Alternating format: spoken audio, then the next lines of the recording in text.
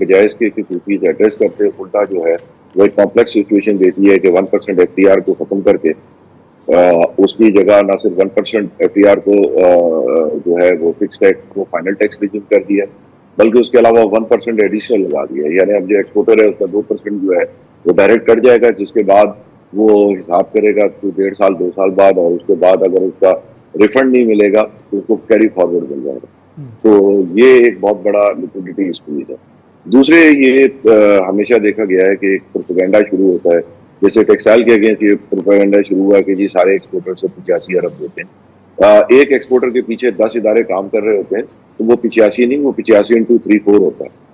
दूसरे जो बहुत सारी एम्प्लॉयमेंट के जो जा रहे होते हैं नंबर, वो इन्हीं इदारों में से काम करने वाले लोगों को दिए होते हैं।